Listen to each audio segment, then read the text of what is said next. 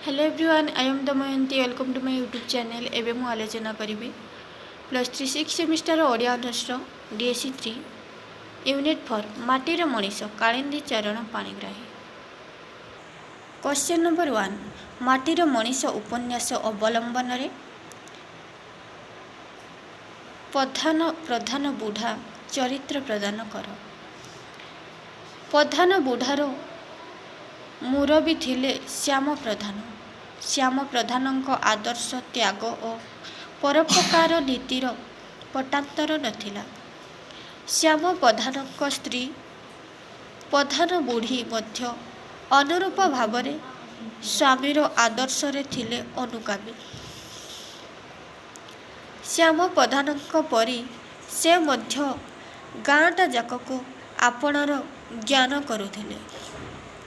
अन्यर अभाव अनाटन को निजर अभाव अनाटन बोली से ज्ञान करुथिले।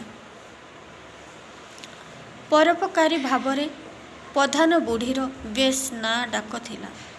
साई पड़िशारे कहार केते भाव अभाव थिले से आग प्रधान घर को आसुथिला। काहीकि ना घरे किछि नथाउ पछके प्रधान घरणी घुम माठिया दरांडी कुआड़ू हेले सेरे पाए आनी ता अंटीरे पुराई देई ताकू घर को पठाई देव।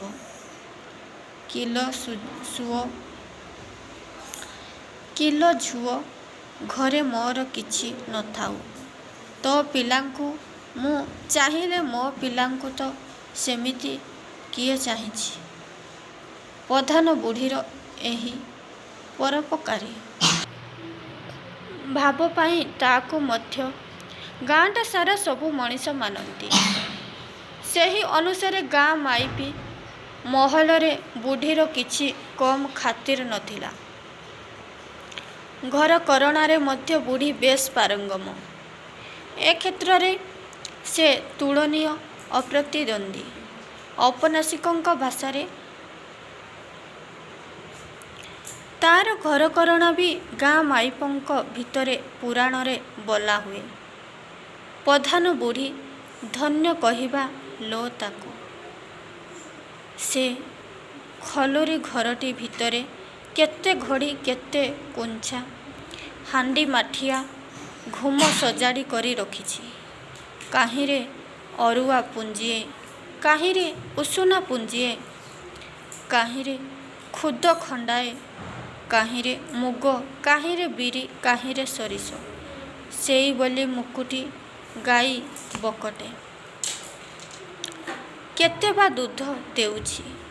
सेथिरु से दही गड़ेई लहुणी मारी छोट ठेकीटी घीओ टिकिए साइटी रखिब।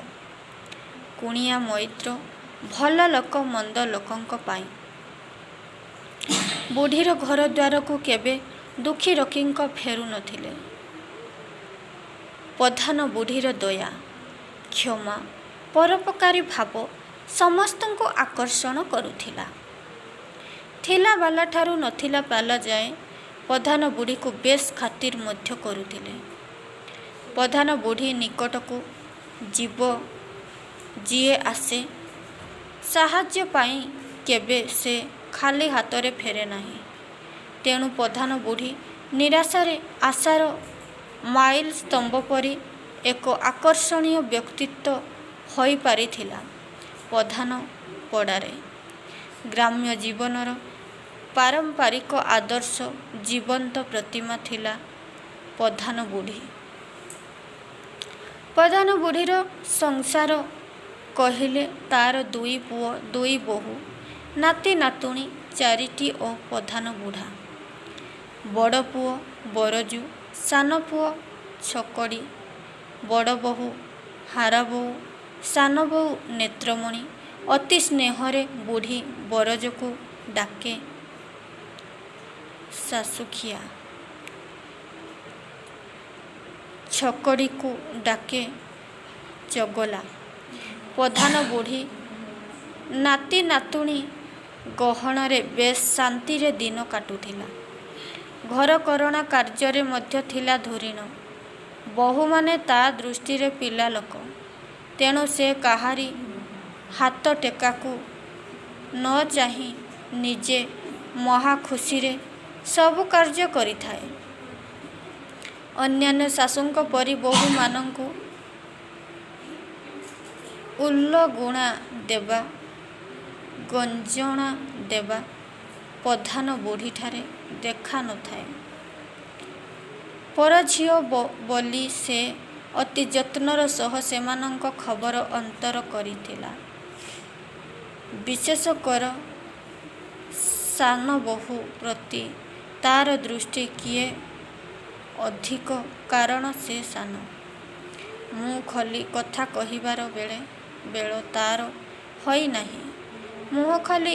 କହିବାର ବେଳ ତା'ର ହୋଇନାହିଁ। ବୁଢ଼ୀ ଏକଥା ଭଲ ଭାବେ ହୃଦୟଙ୍ଗମ କରି ତା ପ୍ରତି ଟିକିଏ ଅଧିକ ସ୍ନେହଶକ୍ତ ହୋଇଥାଏ। କିନ୍ତୁ ବଡ଼ ବୋହୂ ହାରାବୋଉ ଏକଥାକୁ ଭଲ ପାଏ ନାହିଁ। ବୁଢ଼ୀକୁ ଏଣୁ ତେଣୁ କହିଦିଏ। କିନ୍ତୁ ବୁଢ଼ୀର ଏଥିରେ ରାଗ ନଥାଏ କି ଛଳ ନଥାଏ। ସେ ହସିଦେଇ କହେ, "କି ଲୋ ଖଣ୍ଡେଇତୁଣୀ ଝିଅ, ତୋର କ'ଣ କିଛି କରିନଥିଲି ନିଜ ମନକୁ ପଚାରିଲୁ?" ସମୟେ ସମୟେ ବୁଢ଼ୀ ବୋହୂ ଦୁହିଁଙ୍କୁ ଆକଟ କରେ। ଏମିତି ନ କଲେ ସେମାନେ ଚଳିବେ କିପରି? ଘର ଚଳିବ କେମିତି? ମଝିରେ ମଝିରେ ପଦେ ଅଧେ ନ କହିଲେ ବୋହୂ ଦି'ଟା ମିଳିମିଶି ଚଳିବେ କେମିତି? କାହା ବାପଘର କଣ୍ଟାପଡ଼ା କେମିତି?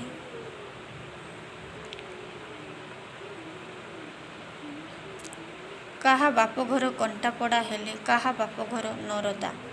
ସେ କ'ଣ ବରଜୁ ଛକଡ଼ିଙ୍କ ପରି ଏକ ପଟରୁ ବାହାରିଛନ୍ତି ଯେ ୟା କଥା ସେ ବୁଝିବ? ତା'ହେଲେ କାହା ବାପଘର ନରଦା? ସେ କ'ଣ ବରଜୁ ଛକଡ଼ିଙ୍କ ପରି ଏକ ପେଟରୁ ବାହାରିଛନ୍ତି ଯେ ୟା କଥା ସେ ବୁଝିବ, ତା' କଥା ଏ ବୁଝିବ? ବୁଢ଼ୀ ପାରୁ ପର୍ଯ୍ୟନ୍ତ ଚେଷ୍ଟା କରେ ଦୁଇ ବୋହୂଙ୍କ ମଧ୍ୟରେ ସ୍ୱାଭାବିକ ସମ୍ପର୍କ ରଖି ଘର ଚଳାଇବା ପାଇଁ। କିନ୍ତୁ ବଡ଼ ବୋହୂ ଅନେକଟା ମୁରବିପଣ ହାତକୁ ନେଇ ସାରିଥାଏ। ବେଳେ ବେଳେ ବୁଢ଼ୀର ଏତାଦୃଶ ମୁରବିପଣକୁ ସେ ପସନ୍ଦ କରେ ନାହିଁ। ତଥାପି ବୁଢ଼ୀର ଦୁଃଖ ନଥାଏ କି ଅନୁଶୋଚନା ନଥାଏ। ନାତି ନାତୁଣୀଙ୍କୁ ନେଇ ଗପ କରିବା, ଶାଗ ପଟାଳିରେ ବସି ଶାଗ ପାଳି ବାଛିବା ବୁଢ଼ୀର ପୁରାଣ ପୋଥି ହୋଇଥାଏ। ସକାଳରୁ ସଞ୍ଜ ଯାଏ ବୁଢ଼ୀ ସେଇଠି ମୁଣ୍ଡା ଦା'ଟା ଧରି ରାମ୍ପୁଥାଏ। ସେତେବେଳେ ଦୁଇ ବୋହୂଙ୍କ ନାଗନାଡ଼ି ଅପଡ଼ ଭାବ ଦେଖି ବୁଢ଼ୀ ଦୁଃଖ କରେ। କାଳେ ଘର ଭାଙ୍ଗିଯିବ। ବୁଢ଼ୀ ଯେତେ ଦିନ ଯାଏ ସଂସାରରେ ଥିଲା ସେତେଦିନ ଯାଏ ସେ ଘରର ଯତ୍ନ ନେବାରେ କେବେ ଅବହେଳା କରିନାହିଁ। କିନ୍ତୁ ଦିନେ ବୁଢ଼ୀର ଜୀବନଯାତ୍ରା ସମାପନ ହୋଇଗଲା। ସଧବା ହୋଇ ସେ ମୃତ୍ୟୁବରଣ କଲା। ପ୍ରଧାନ ବୁଢ଼ା ଆଗରୁ ସେ ଟିକେଟ କାଟିଲା ଆରପୁରକୁ। ପ୍ରଧାନ ବୁଢ଼ାଙ୍କ ଆଗରୁ ସେ ମରିଗଲେ। ସ୍ୱାମୀ ଆଗରେ ମୃତ୍ୟୁବରଣ କରିବା ହେତୁ ଲୋକେ ପ୍ରଧାନ ବୁଢ଼ୀକୁ ପୁଣ୍ୟବତୀ ବୋଲି କହିଲେ।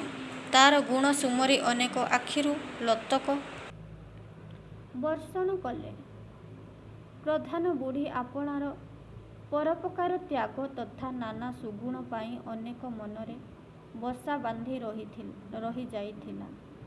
ମାଟିର ମଣିଷ ଉପନ୍ୟାସର ଔପନ୍ୟାସିକ ତାକୁ ଏକାଧାରରେ ଆଦର୍ଶ ପତ୍ନୀ, ସନ୍ତାନବତ୍ସଳା ଜନନୀ, ନୀତିବାନ୍ ଗୃହିଣୀ ଭାବରେ ଚିତ୍ରିତ କରିଛନ୍ତି। ଏପରି ଏକ ନାରୀ ଚରିତ୍ର ତୁଳନୀୟତା ଓଡ଼ିଆ ଉପନ୍ୟାସ କ୍ଷେତ୍ରରେ ଅନୁଭୂତ ହୁଏ। ଔପନ୍ୟାସିକ କାଳିନ୍ଦୀ ଚରଣ ଏକ ଚରିତ୍ର ମାଟିର ମଣିଷ ଉପନ୍ୟାସରେ ସୃଷ୍ଟି କରି ମଣିଷର ଏକ ଚରିତ୍ରର ସକଳ ଆଦର୍ଶକୁ ରୂପାୟିତ କରିବାର ଯେଉଁ ମହାନ୍ ଚେଷ୍ଟା କରିଛନ୍ତି ତା'ର ପଟାନ୍ତର ନାହିଁ। सामाजिक दृष्टिकोण औपन्यासिकଙ୍କ ଏହି ପ୍ରୟାସ ଅଭିନନ୍ଦନୀୟ ତଥା ସ୍ୱାଗତଯୋଗ୍ୟ। କ୍ୱେଶ୍ଚନ୍ ନମ୍ବର 2, ଛକଡ଼ିର ଚରିତ୍ର ଚିତ୍ରଣ କର ବା ଛକଡ଼ି ଚରିତ୍ର ବୈଶିଷ୍ଟ୍ୟତା ଉପନ୍ୟାସର ବିକାଶ ଦିଗରୁ କେତେ ଦୂର ଯଥାର୍ଥ ତାହା ଆଲୋଚନା କର। ମାଟିର ମଣିଷ ଉପନ୍ୟାସର ନାୟକ ବରଜୁ ପ୍ରଧାନଙ୍କର ଚାରିତ୍ରିକ ବୈଶିଷ୍ଟ୍ୟ ପ୍ରତିପାଦନ ପାଇଁ ଛକଡ଼ି ଚରିତ୍ର ସୃଷ୍ଟି। ଛକଡ଼ି ଯଦିଓ ପ୍ରଧାନର ପରିବାରର ଆଦର୍ଶ ଓ ତ୍ୟାଗର ମୂଲ୍ୟବୋଧ ବିଚାରରେ ଏକ ବ୍ୟତିକ୍ରମ, ତଥାପି ତା'ର ଏହି ବ୍ୟତିକ୍ରମ ପାଇଁ ତା'ର ଚରିତ୍ରରେ ବୈଶିଷ୍ଟ୍ୟ ଫୁଟି ଉଠିଛି।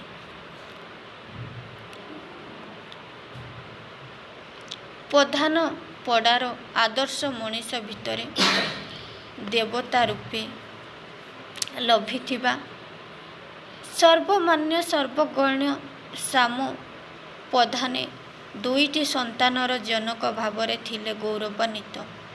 ବଡ଼ ପୁଅ ବରଜୁ, ଯିଏକି ତାଙ୍କ ଅନ୍ତେ ତାଙ୍କ ନାମଧାମର ଯୋଗ୍ୟଦାୟକ ହୋଇପାରିଛି। ଆଉ ଛକଡ଼ି ସେ ସାନ ବୋଲି ତା' ପ୍ରତି ସମସ୍ତଙ୍କର ସ୍ନେହ ଶ୍ରଦ୍ଧା ଟିକିଏ ବେଶୀ। ବାପ ଶ୍ୟାମ ପ୍ରଧାନ କହେ ସେଟା ବାଳୁଙ୍ଗା ଅଜ୍ଞାନ, ମା ପ୍ରଧାନ ବୁଢ଼ୀ କହେ ସେଟା ଦୁଷ୍ଟ ପାଗଳ। ଭାଇ ବରଜୁ ଆଖିରେ ପିଲା। ତେଣୁ ଛକଡ଼ିର ପିଲାବେଳ ହସଖୁସି ଖେଳ କୌତୁକରେ ବିତିଥିଲା।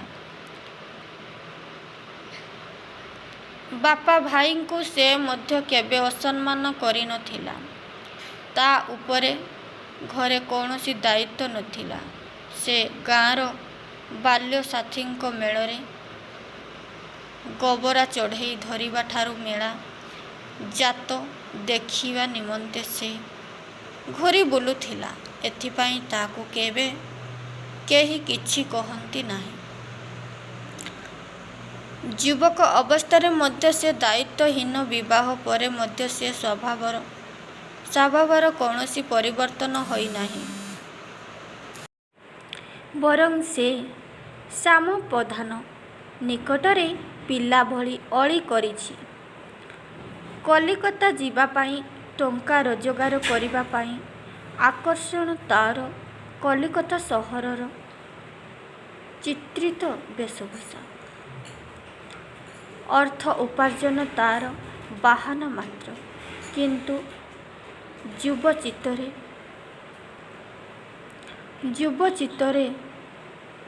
ଅଲଙ୍ଘନୀୟ ପ୍ରବୃତ୍ତିର ଶ୍ୟାମ ପ୍ରଧାନର ବାର୍ଦ୍ଧକ୍ୟ ଚିତ୍ତ ବୁଝି ନାହିଁ।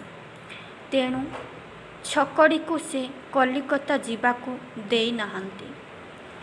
ଛକଡ଼ି ମନରେ ପହିଲି ଆଘାତ ଲାଗିଛି। ତଥାପି ତା'ର ଏଥିରେ ବିଶେଷ ପରିବର୍ତ୍ତନ ଘଟିନାହିଁ। ସେ ଅତି ବେପରୁଆ ଭାବରେ ଗାଁ ଦାଣ୍ଡରେ ବୁଲୁଛି। ଜାତ ଦେଖି ଅନେକ ରାତିରେ ଘରକୁ ଫେରିଛି। ସାନ ପୁତୁରା ଝିଆରୀଙ୍କୁ ସ୍ନେହରେ ପ୍ରତିଦାନ ସ୍ୱରୂପ ଦେଇଛି ଜାତରୁ ଆଣିଥିବା ରବର ହଂସ ଖଜା ମିଠାଇ। ମୋଟାମୋଟି ଭାବେ ବାପ ଶ୍ୟାମ ପ୍ରଧାନ, ମା ପ୍ରଧାନ ବୁଢ଼ୀ ଥିବା ପର୍ଯ୍ୟନ୍ତ ଛକଡ଼ିର ଚରିତ୍ର ପରିବର୍ତ୍ତିତ ହୋଇନାହିଁ। ସମସ୍ତଙ୍କ ପ୍ରତି ସେ ସମ୍ମାନ ଦେଇଛି। ସମସ୍ତଙ୍କଠାରୁ ସ୍ନେହର ମନ୍ଦାକିନୀ ଧାରା ସେ ଲାଭ କରିଛି। ସମସ୍ତଙ୍କ ଆଖିରେ ସେ ପିଲା ଲୋକ। କିନ୍ତୁ ତା'ର ଏହି ସରଳ ପ୍ରକୃତିରେ ଗରଳ ଭରି ଦେଇଛି ତା'ର ଅର୍ଦ୍ଧାଙ୍ଗିନୀ ସ୍ତ୍ରୀ ନେତ୍ରମଣି। ଛକଡ଼ି ବିଭା ହୋଇଛି ନେତ୍ରମଣିକୁ। ନେତ୍ରମଣିର ସ୍ୱଭାବ ଉଦ୍ଧତ ପ୍ରକୃତିର। ଫକୀରମୋହନଙ୍କ ଭାଷାରେ ସର୍ପ କୁମ୍ଭୀର ଭରା ଏବଂ ନଦୀତୁଲ୍ୟ ଭୀଷଣ ସ୍ୱରୂପା। ତା'ର ଉଗ୍ର ମୂର୍ତ୍ତି ତା'ର ମନ୍ତ୍ରଣା ସୁନା ଘରକୁ ଚୂନା କରିଦେଇଛି। ବରଜୁ ପ୍ରଧାନର ବାପା ଶ୍ୟାମ ପ୍ରଧାନ। ମା ପ୍ରଧାନ ବୁଢ଼ୀ ମରିଯିବା ପରେ ଛକଡ଼ିର ପଘା ଛିଣ୍ଡା ସ୍ୱଭାବରେ ବାଧା ଦେଇଛି ତାର ସ୍ତ୍ରୀ ନେତ୍ରମଣି। ସ୍ୱାମୀକୁ ଅକ୍ତିଆରକୁ ଆଣିବାରେ ସେ ଧୁରିଣ। ମିଛ ସତ କରି ସେ ବରଜୁ ଓ ବରଜୁ ସ୍ତ୍ରୀ ହାରାବୋଉ ବିରୋଧରେ ନାନା ଅଭିଯୋଗ ବାଢ଼ୁଛି ଛକଡ଼ି ଆଗରେ। ଛକଡ଼ିର ସରଳ ମନରେ ଏହାର କୁପ୍ରଭାବ ପଡ଼ିଛି। କାଳକ୍ରମେ ସେ ଅବିଶ୍ୱାସ କରିଛି ତାର ଦେବପ୍ରତିମ ଭାଇ ବରଜକୁ। ସ୍ତ୍ରୀ ନେତ୍ରମଣିର ମନ୍ତ୍ରଣା ସାଙ୍ଗକୁ ଗାଁ ପଞ୍ଚାୟତର ପ୍ରେସିଡେଣ୍ଟ ଖଳ ପ୍ରକୃତିର ବ୍ୟକ୍ତି ହରି ମିଶ୍ରଙ୍କ କୁପରାମର୍ଶ ଛକଡ଼ିକୁ ଅବାଟରେ ଚଳାଇଛି। ବରଜୁ ଉପରେ ପ୍ରତିଶୋଧ ନେବାକୁ ଯାଇ ହରି ମିଶ୍ରେ ଛକଡ଼ିକୁ ଅସ୍ତ୍ର ଭାବରେ ବ୍ୟବହାର କରିଛନ୍ତି। ବରଜୁ ପ୍ରଧାନର ସୁନାର ସଂସାରକୁ ଚୂନା କରିବା ପାଇଁ ସେ ସବୁବେଳେ ଛକଡ଼ିକୁ ବ୍ୟବହାର କରିଛି। ସ୍ତ୍ରୀ ଓ ହରି ମିଶ୍ରଙ୍କ କୁକଥାରେ ପରିଚାଳିତ ହୋଇ ନିରୀହ ସରଳ ଛକଡ଼ି ଘର ଢିଙ୍କି କୁମ୍ଭୀର ପ୍ରାୟ ହୋଇଯାଇଛି। ଛକଡ଼ିର ଏ ପରିବର୍ତ୍ତନରେ ବରଜୁ ବିସ୍ମିତ ହୋଇଛି। ଛକଡ଼ି ହୋଇଯାଇଛି ପ୍ରଧାନ ପରିବାରର ଏକ ଶୋଭନୀୟ ଚରିତ୍ର। ଯେଉଁ ପରିବାରର ପିତା ଶ୍ୟାମ ପ୍ରଧାନ ଏକାନ୍ନବର୍ତ୍ତୀ, ପରିବାରରେ ବିଶ୍ୱାସୀ, ପରୋପକାରୀ, ଯେଉଁ ପରିବାରର ଜ୍ୟେଷ୍ଠ ସନ୍ତାନ ପିତାର ଏହି ଆଶୀର୍ବାଦରେ ପରିଚାଳିତ, ସେହି ପରିବାରରେ ଜନ୍ମଗ୍ରହଣ କରି ଛକଡ଼ି ଯେଉଁ ଅଶାନ୍ତ ସୃଷ୍ଟି କରିଛି, ଭିନେ ହେବା ପାଇଁ ଯେଉଁ ଜିଦ୍ କରିଛି, ତାହା ହିଁ ହେଉଛି ତା ଚରିତ୍ରର ବ୍ୟତିକ୍ରମ ଓ ପ୍ରଧାନ ପରିବାରରେ ତାର ଚରିତ୍ରର ଅଶୋଭନୀୟତା। ଅବଶ୍ୟ ତାର ଏହି ଶୋଭନୀୟ କାଣ୍ଡ ପଛରେ ତାର ସ୍ତ୍ରୀ ନେତ୍ରମଣି ଓ ଗାଁ ପଞ୍ଚାୟତର ପ୍ରେସିଡେଣ୍ଟ ହରି ମିଶ୍ରଙ୍କର ଖଳ ପ୍ରକୃତିର ପ୍ରେରଣା ବିଦ୍ୟମାନ। ତଥାପି ଛକଡ଼ି ପରି ଯୁବକର ଅସ୍ୱାଭାବିକ ଜିଦ୍ ଯେ ବରଜୁ ପ୍ରଧାନ ପରିବାରରେ ସାମୟିକ ଅଶାନ୍ତି ସୃଷ୍ଟି କରିଛି, ଏକଥା ସ୍ୱୀକାର କରିହୁଏ ନାହିଁ। ଯେଉଁ ଛକଡ଼ି ଦିନେ ନିଜ ପୁତୁରା ଝିଆରୀଙ୍କ ପାଇଁ ଥିଲା ସ୍ନେହ ଶ୍ରଦ୍ଧାର ମୂର୍ତ୍ତିମନ୍ତ ରୂପ, ସେହି ଛକଡ଼ି ସ୍ତ୍ରୀ ଓ ହରି ମିଶ୍ରଙ୍କ ଷଡ଼ଯନ୍ତ୍ରର ଶିକାର ହୋଇ ସେମାନଙ୍କ ମୁହଁକୁ ଆଉ ଚାହିଁନି। ଛକଡ଼ି ଆପଣାର ସ୍ୱାର୍ଥ ପାଇଁ ବ୍ୟାକୁଳ ହୋଇଛି। ତାର ଏ ପ୍ରକୃତିରେ ବରଜୁ ଚିଡ଼ି ଯାଇନି, ବରଂ ଛକଡ଼ିକୁ ସେ ସବୁ ବୁଝାଇଛି। କିନ୍ତୁ ଛକଡ଼ି କିଛି ବୁଝିନି। ଚିରଦିନ ସେ ଅବୁଝା। ସେ ସ୍ତ୍ରୀର ପରାମର୍ଶ ନେଇ ଭିନେ ହେବା ପାଇଁ ଚାହିଁଛି। ଭବିଷ୍ୟତରେ ବଡ଼ଲୋକ ହେବାକୁ ସ୍ୱପ୍ନ ଦେଖିଛି। ଭିନେ ହୋଇ ଭଲରେ ଚଳିବାକୁ। ତେଣୁ ଭାଇଠାରୁ ସେ ଚାହିଁଛି ଝିଆରୀ ବାହାଘର ଖର୍ଚ୍ଚ ହିସାବ। ଚାହିଁଛି ଅଲଗା କରି ମୁଗ ଖଳା ଚଞ୍ଚାଇବାକୁ। କୌଣସିଥିରେ ବରଜୁ ଆପତ୍ତି କରିନି, ବରଂ ଏହା ସତ୍ତ୍ୱେ ସେ ଛକଡ଼ିକୁ ଟଙ୍କା ଦେଇଛି ଧାର କରି ଦୋକାନ କରିବା ପାଇଁ। ଏହାକୁ ମଧ୍ୟ ହରି ମିଶ୍ରେ ଓ ସ୍ତ୍ରୀ ନେତ୍ରମଣିର କୁପରାମର୍ଶରେ ଭଲ ଦୃଷ୍ଟିରେ ଦେଖିନାହିଁ ଛକଡ଼ି। ଯେଉଁ ଛକଡ଼ି ଭାଇ ଆଗରେ ଠିଆ ହେବାକୁ ସାହସ କରିନଥିଲା, ସେ ଭାଇ ଛକଡ଼ି ଏଥିପାଇଁ ତାକୁ ମୁହଁ ଦେଇଛି। କିନ୍ତୁ ବରଜୁର ଏଥିରେ କୌଣସି ପ୍ରତିକ୍ରିୟା ନାହିଁ। ସେ ଛକଡ଼ିକୁ ସେଇ ଆଦର ସ୍ନେହର ଅତି ଅଲିଅଳ ସାନ ଭାଇ ଦୃଷ୍ଟିରେ ଦେଖିଛି। ଘରେ ଯେପରି ପାଚେରୀ ନ ଉଠେ କିମ୍ବା ବିଲରେ ହିଡ଼ ଯେପରି ନ ପଡ଼େ, ବାପା ଶ୍ୟାମ ପ୍ରଧାନର ଏହି କଥାକୁ ବରଜୁ ସର୍ବଦା ସ୍ମରଣକୁ ଆଣିଛି। ତେଣୁ ଛକଡ଼ିର ଭିନେ ହେବାର ପ୍ରସ୍ତାବକୁ ସେ ନାନା ଭାବରେ ଏଡ଼ାଇ ଦେବାକୁ ଚାହିଁଛି। କିନ୍ତୁ ଯେତେବେଳେ ସେ ଦେଖିଛି ଛକଡ଼ି ଭିନେ ହେବା ପାଇଁ ଅଟଳ, ସେତେବେଳେ ସେ ଗୃହତ୍ୟାଗ କରି ଚାଲିଯିବାର କଥା କହିଛି। ଏଥିରେ ମଧ୍ୟ ଛକଡ଼ି ବଦଳି ନାହିଁ। ଛକଡ଼ିର ସ୍ତ୍ରୀ ନେତ୍ରମଣି ଏହାକୁ ବରଜୁର ଏକ ଧମକ ବୋଲି କହିଛି। କିନ୍ତୁ ବରଜୁ ପ୍ରକୃତରେ ଦିନେ ସକାଳେ ଛକଡ଼ିକୁ ଘର ଓ ବାଡ଼ିର ସମସ୍ତ କଥା ବୁଝାଇ ଦେଇ ଛକଡ଼ିର ଅନୁପସ୍ଥିତିରେ ସେଦିନ ଖରାବେଳେ ଛୁଆ ପିଲା ଧରି ବାହାରି ଯାଇଛି ଗାଁ ଛାଡ଼ି। ତା'ର ଗାଁ ଛାଡ଼ିବା କଥା ଛକଡ଼ି ହାଟରେ ଶୁଣିଲା ପରେ ଛକଡ଼ିର ସ୍ତ୍ରୀ ନେତ୍ରମଣି ଏହାକୁ ବରଜୁର ଏକ ଧମକ ବୋଲି କହିଛି। କିନ୍ତୁ ବରଜୁ ପ୍ରକୃତରେ ଦିନେ ସକାଳେ ଛକଡ଼ିକୁ ଘର ଓ ବାଡ଼ିର ସମସ୍ତ କଥା ବୁଝାଇ ଦେଇ ଛକଡ଼ିର ଅନୁପସ୍ଥିତିରେ ସେଇଦିନ ଖରାବେଳେ ଛୁଆପିଲା ଧରି ବାହାରି ଯାଇଛି ଗାଁ ଛାଡ଼ି। ତା'ର ଗାଁ ଛାଡ଼ିବା କଥା ଛକଡ଼ି ହାଟରେ ଶୁଣିଲା ପରେ ତା'ର ଭାବାନ୍ତର ଜାତ ହୋଇଛି। ସେ ତରତର ହୋଇ ଘରକୁ ଫେରି ଆସିଛି। କିନ୍ତୁ ସେ ଅନୁଭବ କରିଛି ଭାଇ ବିନା ଘରଟା ଯେପରି ଶୂନଶାନ ହୋଇପଡ଼ିଛି। ସେ ନିଜେ ମଧ୍ୟ ଅସହାୟ ବୋଧ କରିଛି। ଅସମ୍ଭବ ମାନସିକ ଯନ୍ତ୍ରଣାରେ ଛକଡ଼ି ଛଟପଟ ହୋଇଛି। ଭିନେ ହେବାର ଝୁଙ୍କ ତା'ର ଏକାଥରେ ପାଣି ପଟକା ପରି ମିଳାଇ ଯାଇଛି। ସେ ଭାଇର ଅନୁପସ୍ଥିତିକୁ ଏତେବେଳେ ହୃଦୟଙ୍ଗମ କରିଛି। ଭାତ ଥାଳି ପାଖରେ ଭାଇ ଭାଇ କହି ସେ କାନ୍ଦି ପକାଇଛି। ତା'ଠାରେ ଅନୁପାତ ଦେଖା ଦେଇଛି। ଏତେବେଳେ ସ୍ତ୍ରୀର ତାତ୍ସଲ୍ୟ ବା ହରି ମିଶ୍ରଙ୍କ ପରାମର୍ଶ ତା'ର ଭାତୃପ୍ରୀତିକୁ ଟାଳି ଦେଇ ପାରିନି।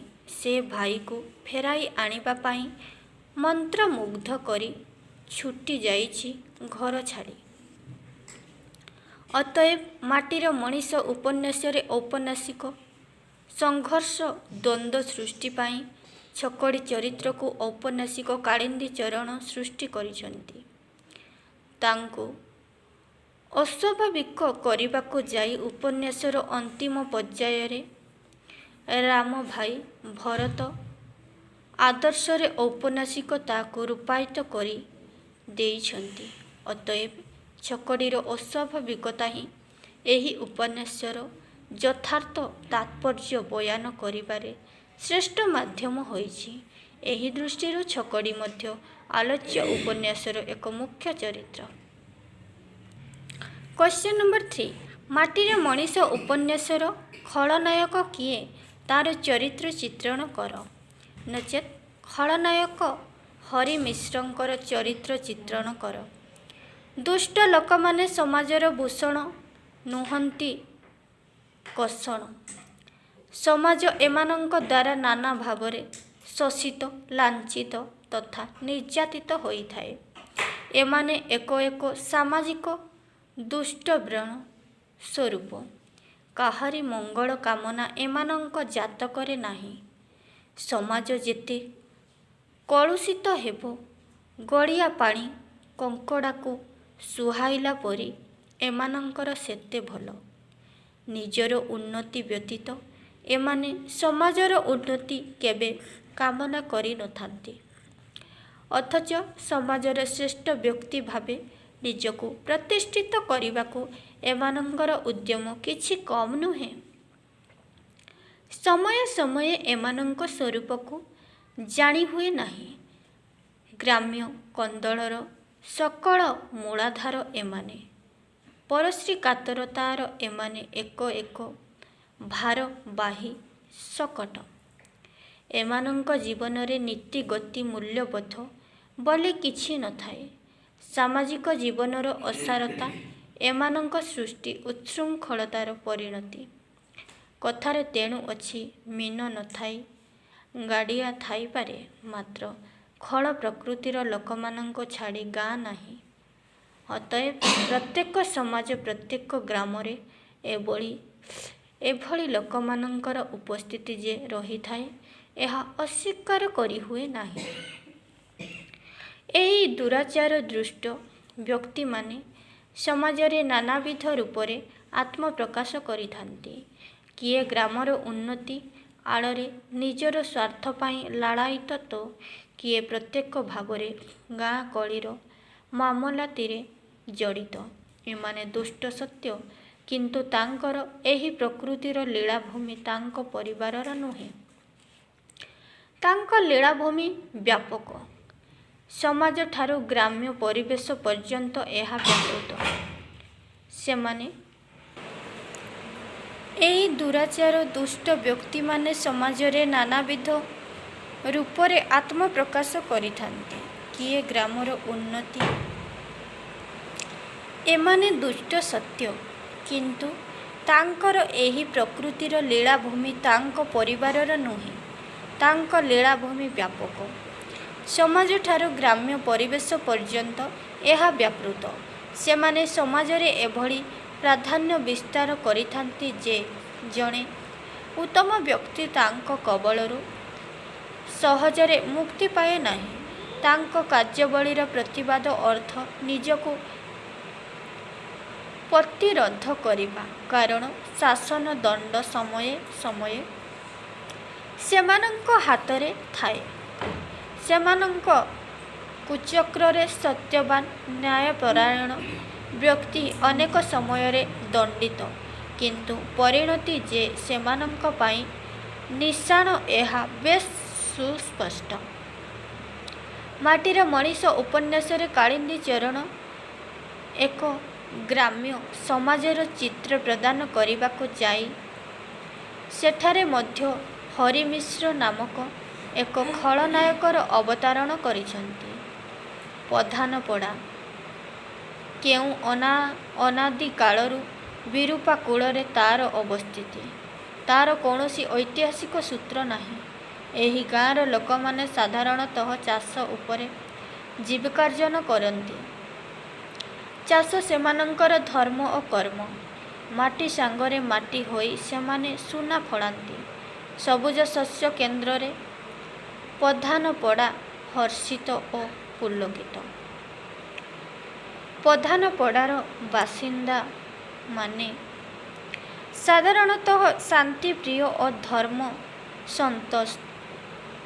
ଧର୍ମସ୍ୱତନ୍ତ୍ର।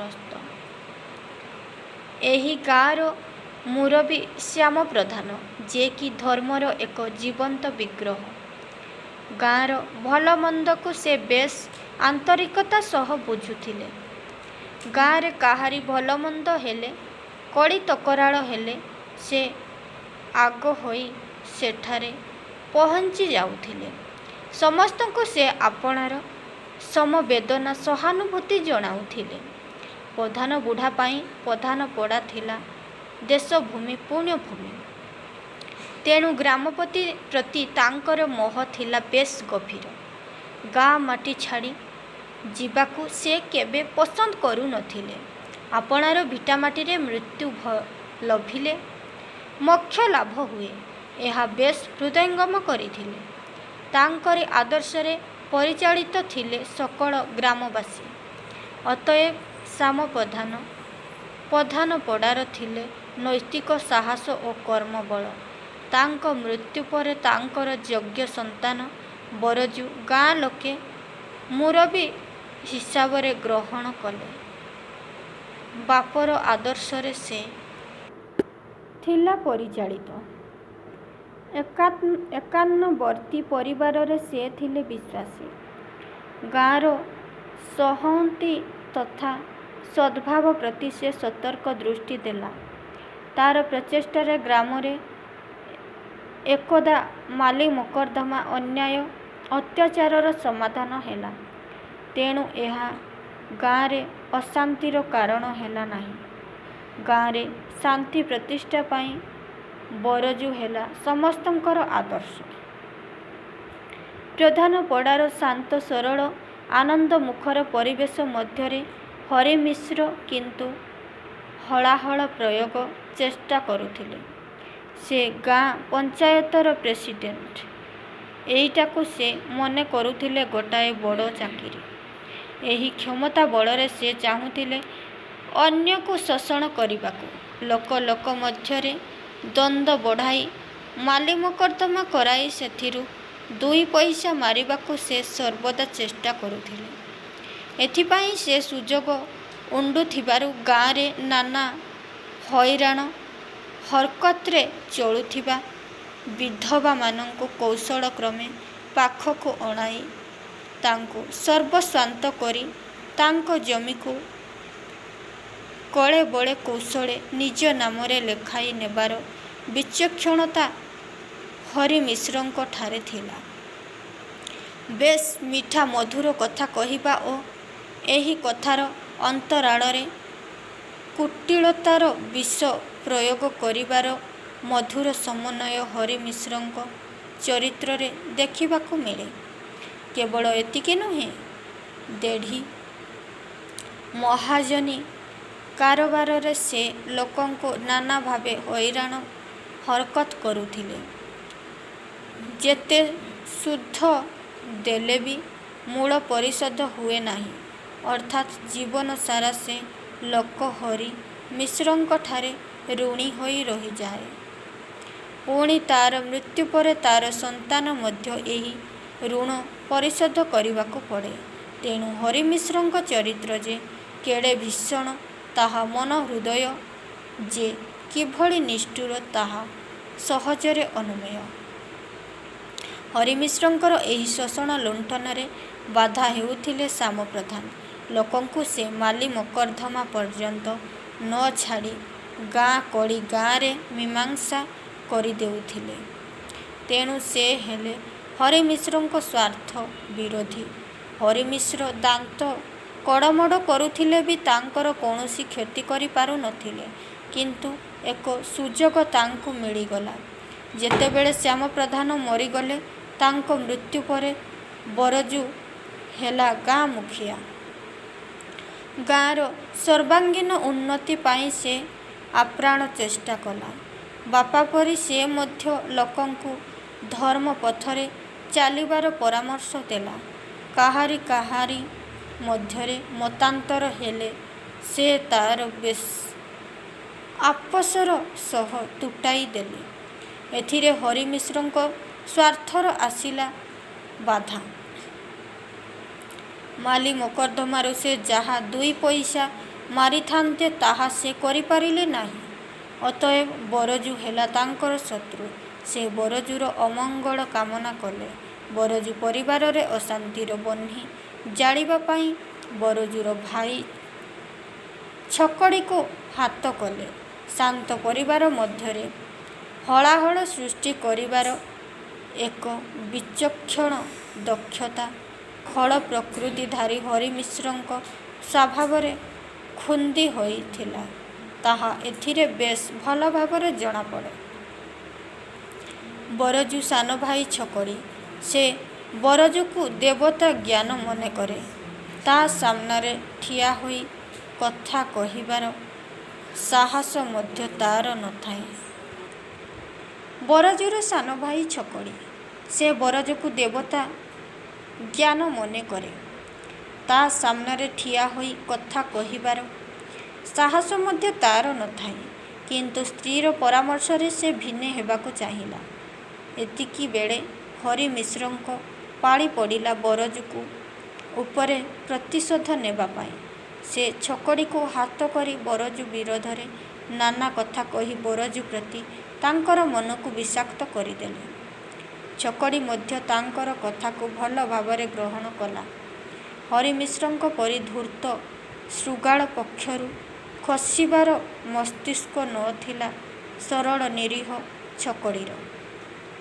ତେଣୁ ଭାଇଠାରୁ ଭିନେ ହେବା ପାଇଁ ସେ ହରିମିଶ୍ରଙ୍କଠାରୁ ନାନା ହୀନ ପରାମର୍ଶ ଗ୍ରହଣ କଲା।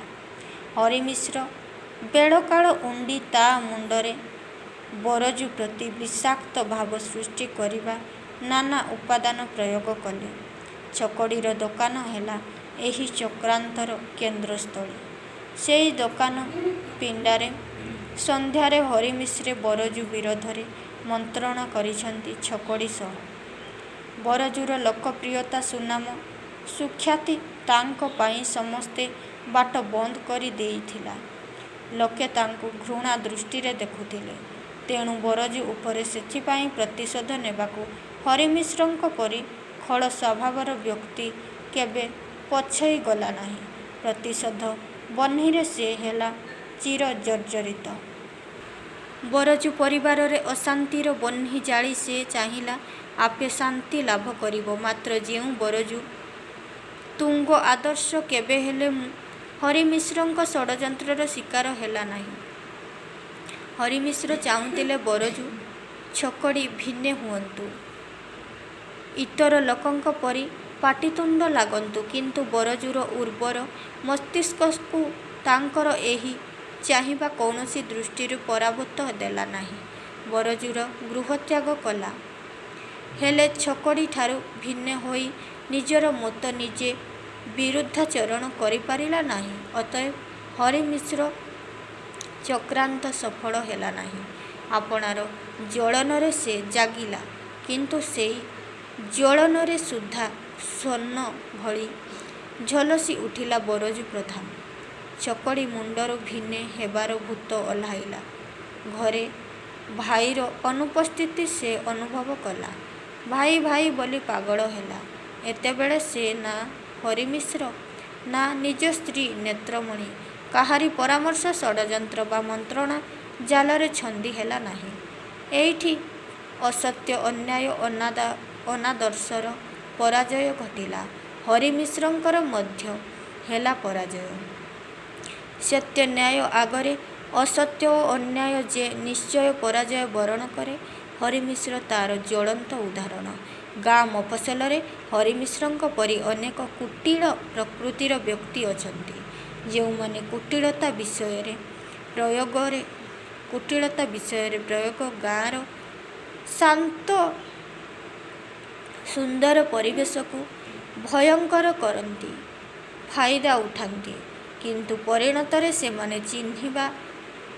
ଚିହ୍ନା ପଡ଼ନ୍ତି, ସମସ୍ତଙ୍କର ଘୃଣାର ପାତ୍ର ହୁଅନ୍ତି। ସାମୟିକ ବିଜୟ ସେମାନଙ୍କୁ ହରିମିଶ୍ରଙ୍କ ପରି ଉଲ୍ଲସିତ କରେ ନାହିଁ, କରେ ସିନା, କିନ୍ତୁ ଜୀବନର ଅନ୍ତିମ ଦଶାରେ ସେ ଚରମ ବିପର୍ଯ୍ୟୟର ସମ୍ମୁଖୀନ ହୁଅନ୍ତି। ହରିମିଶ୍ର ଏହାର ଜ୍ୱଳନ୍ତ ଉଦାହରଣ। ଆଜିର ଆଲୋଚନା ଏତିକିରେ ସମାପ୍ତ କରୁଛି। ପରବର୍ତ୍ତୀ ଭିଡ଼ିଓରେ ଅନ୍ୟ ଲୋକଙ୍କ ସହ ଆଲୋଚନା କରିବି। ନମସ୍କାର।